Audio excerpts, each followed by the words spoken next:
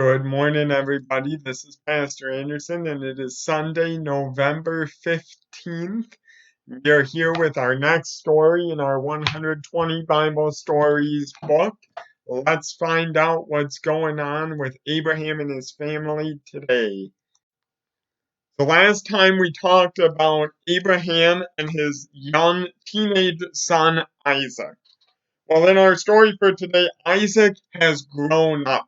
He's a 40-year-old man now. And he's thinking that he wants to settle down and start a family.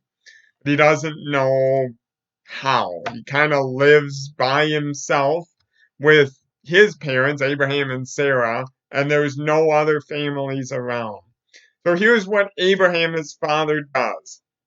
Is Abraham gets this servant of his and he says, "Go to my country where I'm from and to my family and find a wife for my son Isaac."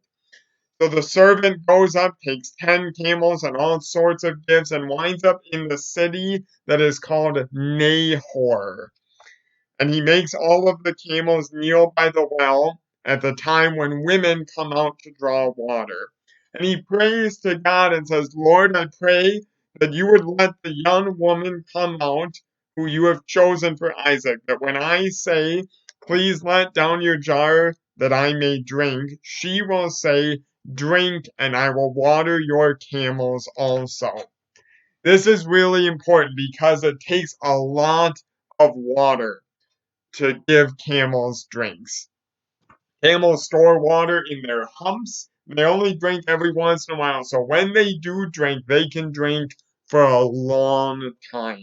So if this woman is willing to help the camels drink, it shows something about her heart, the way she loves people. She has compassion on others.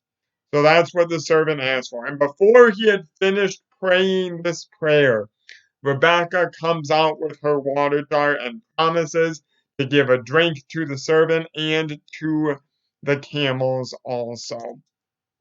The servant is overjoyed. They go back to Rebekah's brother's home, whose name is Laban, and he tells the whole story about everything that has happened to Abraham, how Isaac was the promised child, and Isaac is now the one who wants Rebekah to be his wife.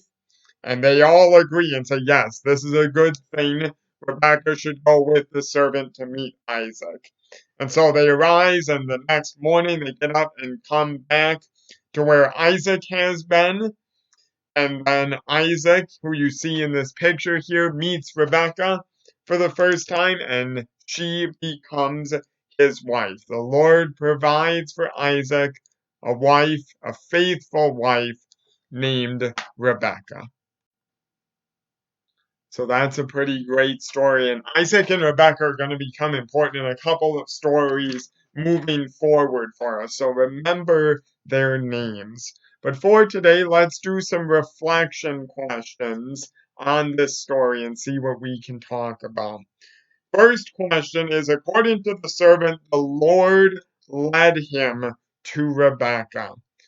Do you all think that God has a specific person picked out for you to marry, and why or why not?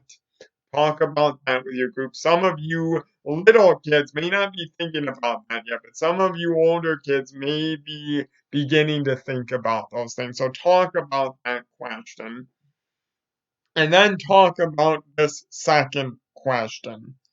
Through the prophet Jeremiah, God tells us that he has a plan for each and every one of us.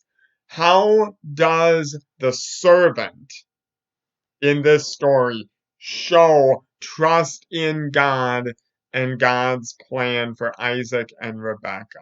How does the servant show that trust in God? Talk about that amongst yourselves. And when you're all done with that, I believe today is the day you are all packing the Operation Christmas Child boxes. Thank you in advance for your service on that. There's going to be many kids around this country and around the world even that are going to have a great Christmas because of what you're going to do today. So thank you for serving the rest of the world. And we will see you all on here next week. Have a great day, everybody. Bye bye.